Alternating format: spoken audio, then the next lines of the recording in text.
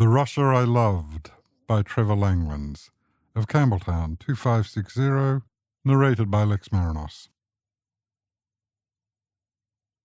I have an enduring love for the Russia I frequently visited over the years because of friends I'd made through my radio career. I love the magnificence of the churches, the cathedrals, the colours of their domes, and the friendliness of the people with whom I chatted.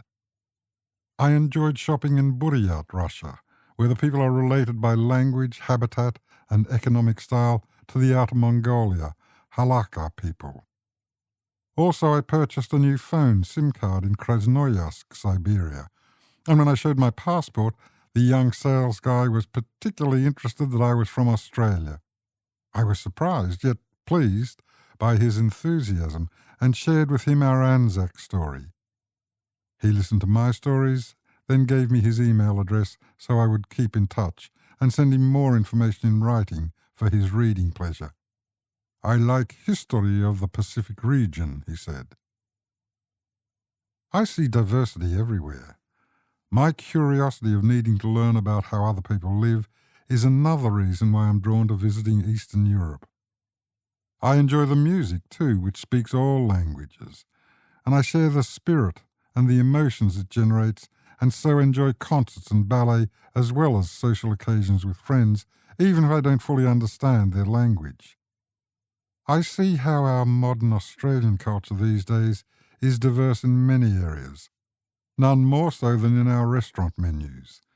They use a mixture of words like entree, pâté, sauerkraut. I, like most Aussies, have my favourites, which are all easily accessible throughout the country: Italian, Greek, Vietnamese, Russian and Chinese restaurants, and trying the chopsticks often results in frivolity. When we visit art galleries, musical concerts and choirs, we are so familiar with the international works that we hardly notice that they are created by overseas artists. And because I particularly love listening to Russian music, I recall the many visits I've enjoyed over the decades. My ancestry background is from the Eastern European nations, so I feel many nostalgic emotions when viewing artworks, listening to music, and watching movies from my family homelands. At the same time, I do not feel foreign, but in fact equally very much Australian as well. I saw a great deal of diversity during my exciting trips to Russia, prior to the sad current affairs and politics of today.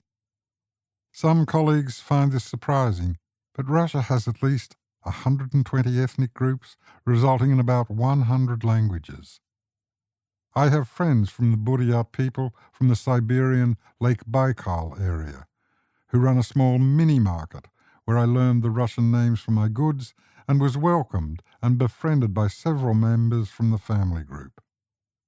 My several visits to the Krasnoyarsk History Museum included a guided tour by a former professor and meeting two female students, fans of Lord of the Rings, keen to see New Zealand where it was filmed. Displays of the various ethnic groups drew me back with curiosity and pleasure.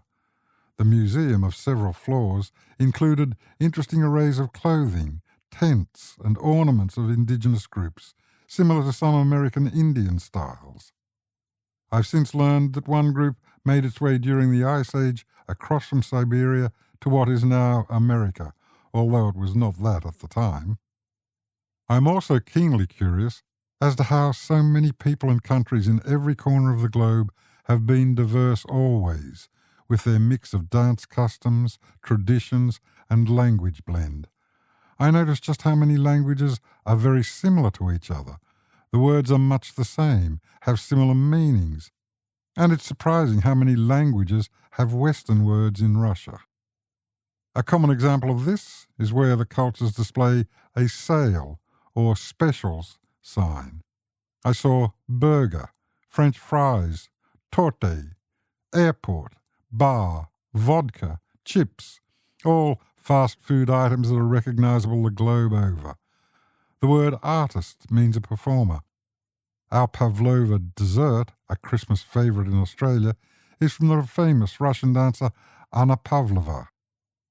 Whether it's because it's made from a diverse array of ingredients with its sponge cake base, sweetened with a layer of jam, topped with sliced fruit and poured custard before finishing with fresh cream and jelly, lends itself to the magnificence of the talented pavlova, or not. I don't know, but it is as popular as pavlova was in her day. The fashion world varies its fabrics to suit the weather of the countries, of course, but it amazes me that the denim jeans can be purchased in all countries, in all weathers, and in all sizes and shades of blue. We borrow others' diverse cultures for fashion, language, poetry, and technology, and they do too. That's how it should work for everybody. My German ancestors didn't dream that their grandson could ever pick up a piece of technology in Australia and speak to them direct, even see them on screen back in Europe in real time. My paternal heritage mix is Scottish, German, Polish and Russian, with maternal being Smolensk region, Russia, before migrating to Poland and Germany. My returns to Russia included my love of singing jazz songs in English in Russian establishments, a restaurant and a hotel which were highly applauded by the Russian audience. And on the Trans-Siberian Rail trip, a 3-day experience, I enjoyed the various topics of conversation. I found English and Russian passengers managed to travel together with very interesting results. Sitting in my cabin, my conversations with a Moscow businessman were just as rewarding for me as the conversation with the indigenous manager of the train restaurant, who shared his time over dinner with me. Chatting with 2 Russian girls who sold sweets and the papers on the train was different, but wonderful as well, while they all loved listening to my stories about Australia.